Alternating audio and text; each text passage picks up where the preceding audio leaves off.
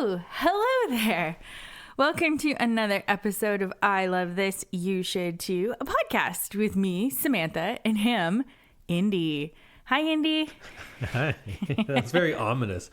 Indy. I was trying to be like dramatic for pause. Oh, okay. For the listeners. Yeah, well, Yeah. I think it worked. Good. Now they're all scared.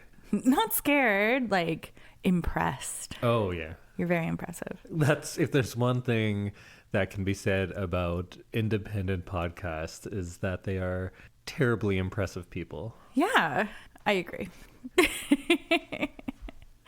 So this is one of our shorter episodes. We will both be doing a spoiler-free thing of the fortnight, and then I will be revealing our big watch for next week. I'm excited because oftentimes I kind of have an idea of where it's going. I'll see you watching something. I have no idea what it's going to be this week. It's a surprise. All right. Well, before we get into that, what's your thing of the fortnight? My thing of the fortnight is a book that I read. Oh. It's by the author Rebecca Serle. I'm not 100% sure how to spell her or how to say her last name, so I'm going to say Serle, S-E-R-L-E. It is called Expiration Dates, and it is a romance novel with a little bit of magic in it. It follows Daphne, who is a film producer's assistant in Los Angeles, and from a young age, she's received notes from the universe telling her how long she will be with each man she dates. From the universe? Yeah, it's not really described or like revealed who's actually sending her the notes. And so she one day gets a note with just the name Jake on it, no date. And she assumes that this is the person that she is going to be with forever. And Daphne then goes on a journey of trying to overcome her doubts and insecurities and kind of figure out what she wants for herself without letting the universe decide. It was really interesting. I enjoyed the idea of like kind of knowing in advance and then realizing that like maybe that isn't what you want. And it was kind of a fun journey, and I don't want to reveal the end, obviously. So. I like that. I like things that get into, you know, me and my discussions about fatalism. Mm-hmm. I'd be like, well, fuck you, universe. You don't know me. And I'd try to prove it wrong by dating people differently. Yeah. It says. It doesn't give her any other information, just dating life? Yep. Oh. Just that and like the name Maybe and some like stock tips, universe. Help me out here. Come on. Just tell me the lotto numbers. It's like name and 5 weeks or like name and a weekend. And so she just kind of goes along with it until she realizes that maybe the universe doesn't know what's best for her. Maybe love can't be scripted. Yeah. That would be the tagline in the movie. Oh, yeah. Although scripted maybe doesn't work as much. Well, True love doesn't have an expiration date. Yeah. How about that? There you go. That's it. Let's rate this movie of a book I've never read. Perfect. So that's Expiration Dates by Rebecca Serle. And I'm sorry if I'm mispronouncing your name. Serle? Serle. That doesn't sound as fun, though. No. It's hard because there's no, like, I looked to see if there was, like, how do you pronounce this last name? And it wasn't. Rebecca? Yeah. Or the Rebecca you're confident in? Rebecca, I'm confident in. I think it's Rebecca. Okay. Well, then I'm way off. Serle. Rebecca Serle. Yep. That is a normal name to say. That is how you pronounce that. So, Indy, what's your thing of the fortnight? You're done? Yeah. Oh, okay. I didn't want to give too much away because there's like, I don't know. It's like kind of a basic plot, so it gets revealed. It doesn't sound basic. It sounds like there is omnipotent forces trying to control someone's romantic life. That sounds not terribly basic. I guess. I just don't have like a whole bunch to say about it. So for a change, my thing of the fortnight is both current and popular. Whoa. Yeah. That's a big change. Mainstream indie, that's what they call me. Are you okay? Because it's just that good. And that is the animated TV show Invincible. It started in 2021 And the third season just wrapped up at the time of recording this, and I just watched the season 3 finale. Who knows how long it's going to go on for, but there is season 4 coming, but it's probably going to be about a year before it releases. Oh, that's a long time to wait. It is. It's an animated show, and it's not a huge production like, I don't know, The Simpsons, where they've been doing it for so long and there's a lot of money behind it and they get it out real quick. It looks like the budget of this show has gone down because some episodes don't look great. It looks like the animation quality has gone down at points because I don't think they thought this was going to be very popular. And now that it is, so maybe season 4 will look better. But whether or not the show looks consistently good doesn't detract from the fact that the writing and the acting and the story has been consistently great over this time. I think it's a 99% on Rotten Tomatoes and things like that. Very well regarded, and I agree. So it's a animated superhero show at its base, but it's also an equally intense family drama. Oh. And they go into themes like parental relationships and the complexities of that, about disappointing your parents or discovering that these larger-than-life heroes you've had are not really what they thought they were, about the balance between romantic relationships and your responsibilities to both your family and to like whatever your job may be, if it's being a superhero or anything else. So it deals with things that make for good drama anywhere, whether it's about a family dealing with poverty or someone losing their job, or in this case, superheroes. So rather than it being primarily a show about superheroes, it kind of uses all of the super stuff to just heighten what already is there within the character stuff.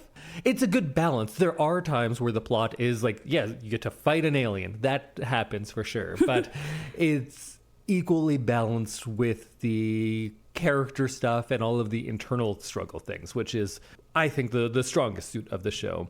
And if you've never heard of this show, just go watch the first episode, because this was the one that I thought someone had recommended to me. Galen said, watch Invincible, it's great. That's not what he said. He was talking about a different show, and I went back to him after, and I can't even remember what show it was, but I thought he was talking about Invincible. Oh. Put it on one day, watched the first episode, and was blown away because the first episode is gripping. It is a very good indication of what you're going to get through the series. So if you watch the first one and you don't like it, you probably won't like the show. If you watch the first one and you're in and you're like, well, they can't keep this up for 3 seasons. They can, and they do very well. Wow. Because that first episode, it tricks you at first into thinking that, oh, this is like a funny superhero show that kind of pokes fun at like the DC and Marvel stuff a little bit. Mm-hmm. And it does do that. And you think, oh, it's about this teenager, he's in high school, but he's going to be getting superpowers. So like, oh, it's going to be an allegory for superpowers and like puberty, just like Spider-Man did. And you're going to say like, oh, I've seen this before and it's kind of fun. But the twist on this one is, oh, his dad is a superhero and he kind of has to follow in the family line. And that's a good show. And it does have that stuff. But then at the end of the first episode, things get dark and brutal and much more mature, and it starts deconstructing the images of superheroes and just heroes in general, and there's shocking violence and moral dilemmas, and it just all comes at you and you're like, oh, I didn't know that's what this show was going to be, because I had no background at all, and I think that's a good way to go in. And that's what the show is about. It is both funny and brutal, and it kind of switches between them pretty seamlessly. It's not in the sense where, like so many violent movies now, they'll have really violent stuff, but then they have like some quips in it. So like, oh, it's fun. It doesn't do that. It does not couch its violence in detachment at all. When things are violent, it is visceral and it is impactful. it's not just faceless robots being killed by the Hulk and you're like, yeah, whatever. Although there are sometimes hordes of faceless robots. But when someone gets hit, you're like, oh, you cringe, and it has an effect on you. It's emotional. Because it should. Because the violence in this is violent and disturbing, because violence should be disturbing. And this show, despite being a cartoon, leans into that. But then they will do fun things, like there's multiverse stuff, because you can't have a show without that now. This does it in the best way, though, because it doesn't just undo things by like, oh, here's a clone from a different dimension. Ta-da! It shows you like all the paths you could have taken, because when you see all of these different versions of someone, you see like what you could have become if things were just a little bit different, which is kind of more in line with a lot of the books you talk about lately. Yeah. So I like that idea. And the character development is some of the best writing in TV right now. It is adapted from a comic book series. Kirkman made it. He's the guy who did most famously The Walking Dead, a very long-running comic book series, and then a very long-running TV series. But before he released The Walking Dead, he released Invincible. And they did run concurrently, I think, but I am not an Invincible comic book reader, so I can't really speak on that. But it has years of development, and you see that in the show. These characters and their arcs over just the 3 years that have been out so far, characters age and grow. And when you're starting at someone who is, I think he's like 16 or 17 at the beginning, you can see those differences over the time. And all of these relationships grow in something that's much more realistic than you usually see, because things take that time. J.K. Simmons plays Omni-Man, like a kind of a Superman type thing. And his character and the changes over the 3 seasons are amazing and so well acted. The voice cast, I think, is great in general. Steven Yeun plays Invincible, Mark Grayson. J.K. Simmons is in it. Sandra Oh plays his mom. Jillian Jacobs is a lead. Although I think she says Gillian, doesn't she? Gillian Jacobs, which is such a wasted opportunity. It's alliteration. Jillian Jacobs sounds so good.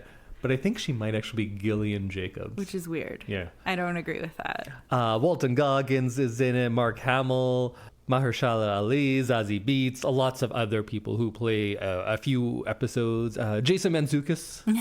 Yeah. You could hear him when I was watching it the other day. He is immediately. very distinct. Yes. So the cast is fantastic. The world building is really interesting as well. Usually things that get so big into having like aliens and things like that, it starts losing me, because I think the most interesting stuff is usually the internal stuff, or in this case, I think the family drama is very good.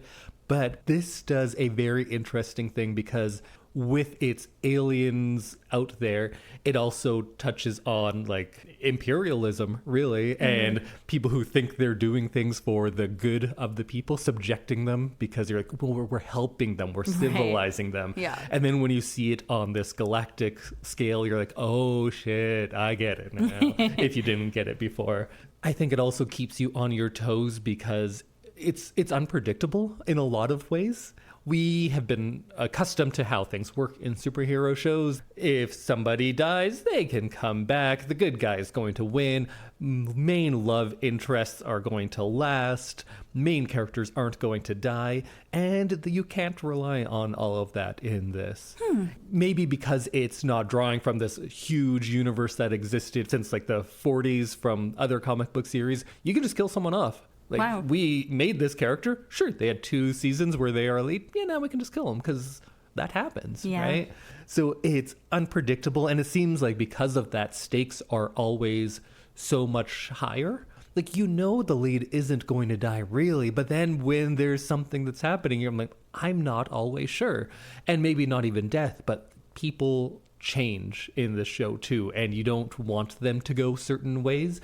But when characters develop in ways that maybe you didn't intend or desire yourself, it still feels earned. And you might be upset with it because that's not what you want for them.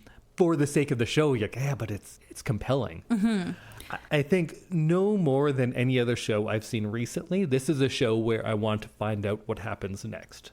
And I often say that that's not the most interesting thing in shows. Like when we watched Game of Thrones, I was like, yeah, I want to know what happens next, but now I have no interest in it. I found out what happened, so I'm like, okay, and then I'll move on. This one, I finished season 3, and you get to see what happens next. And my first instinct was to go back and watch the first episode over again. And now I'm like, oh, I can see all these connections and how everything was so much more laid out than perhaps you know if you hadn't read the comics like myself. So it's just a very good show. If you think you're not into superhero cartoons, watch the first one. And if you still think like, yeah, there's too much flying around, I don't like it, then that's fine. But I think there is some very compelling stuff, mostly in the interpersonal relationships. And then you also get to see this galactic scale superhero stuff too, if you're into that. It sounds like a very complex show.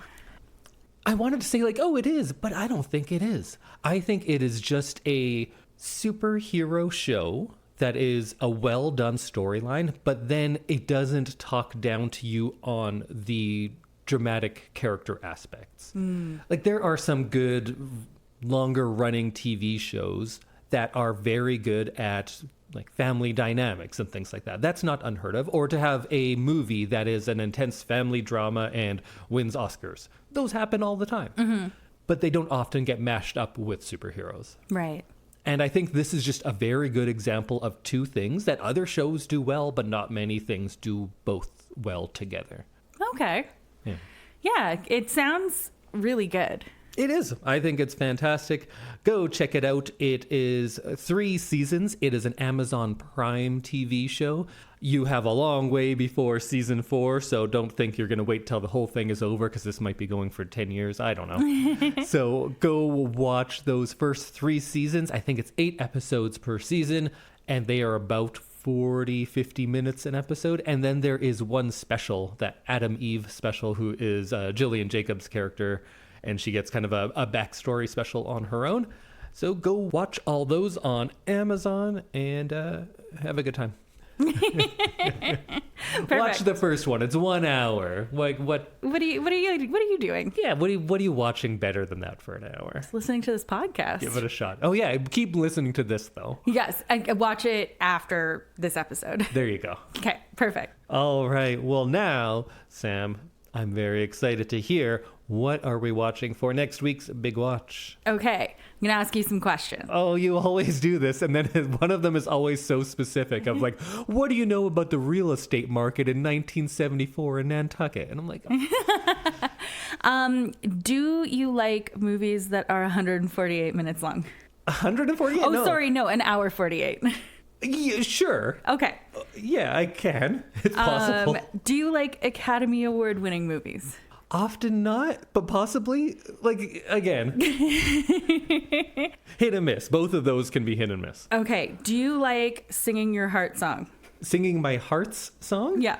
Well, you know I do. I do. I do it know pretty that. often. Do you like penguins? Oh, you know I do. Okay, now I'm excited. Wait. Don't guess. Okay. We're going to be watching the 2006 movie Happy Feet. That's not where I thought it was going, actually. I went bird related. Oh, because I did the birds. Yeah. I was trying to think of like what to do next because it's been so long since I've picked a movie. And I was like, let's go bird related. Because isn't there a penguin sequence in Mary Poppins? Yes. I thought that's where you were going. Oh, no. I decided to go lighter after birds. I don't think I've actually seen this movie. I've never seen Happy Feet. And I think it has it promises things that we really like. So I'm hoping that we both really enjoy this movie. Here's what I know about Happy Feet. And forgive me for interrupting you, but one of them is funny. Dancing Penguins. Uh-huh. And it was directed by George Miller, who I only know from, I think there's a couple Happy Feet movie, maybe 3 even. Yeah. He's done the Happy Feet movie and the Mad Max reboots, like Furiosa and That's so random. Fury Road. What a crossover. He wrote and directed this movie. Interesting. And I think also Babe, he has an interesting career. He's not a guy that I know. I could easily open up his IMDb, but maybe we'll save that for next episode. Perfect. But I'm pretty sure he made the Mad Max movies of the last few years. Huh, interesting. So yes, we're going to watch Happy Feet. Because it seems like we'd like it, and I feel like penguins. We should have seen it already because we love penguins. That's true. So join us next week when we talk about Happy Feet. Wait, that's it? You're not gonna pitch it? Oh, I guess you don't know anything about it. No, because I haven't seen it. Penguins dancing, heart song. Main penguin's name is Mumble. Oh, I didn't know that. Yeah, translates that sounds well. like a good mobster name too. Yeah, I think so. Mumbles McGillicuddy. Isn't it Elijah Wood? Yes. And Robin Williams and Brittany Murphy and Hugh Jackman and Nicole Kidman and Steve Irwin. See, that makes me think it might be bad. So that cast right there. There are very talented actors in there. Yeah. This was close to the beginning, although maybe that was a few years earlier, where every cartoon now just has a bunch of celebrity names rather than voice actors. And those tend to not be as good. And Robin Williams, I know it is sacrilegious to say, I don't like Robin Williams. Yeah, I don't know. Like I said, I haven't even watched the trailer for it. So we're going to see. 3 of those people are dead now. Yeah. Wait, Robin Williams, Brittany Murphy, and what was the other one? Steve Irwin. Oh, Steve Irwin, right. Yeah. The crocodile hunter. Yeah. So I don't know what that means, but it's an interesting cast, and I'm excited to see it. Me too. I am very excited to see it. I felt like it was time for like a fun musical movie. Yeah. All right. Yeah, I don't know. I don't have much to add. What are your hopes for Dancing Feet? Happy Feet? Is that Happy Feet? Happy Feet. What are your hopes for Happy Feet? That you get Dancing Feet? I hope that I get Dancing Feet. I hope that it is fun and funny and heartwarming. And penguins. Yeah, really, I'm just in it for the dancing penguins. Me too. And I hope that we have a good time watching it. Yeah. Talking about it. I like that as the wish for everything. And have a good time. Yeah. Watch Invincible. Have a good time. Now, let's watch Happy Feet. Have a good time. Okay, well, we will see you next week when we have watched Happy Feet and talk about it all and dissect it. And have a good time. And have a good time. All right. Bye, everyone. Bye.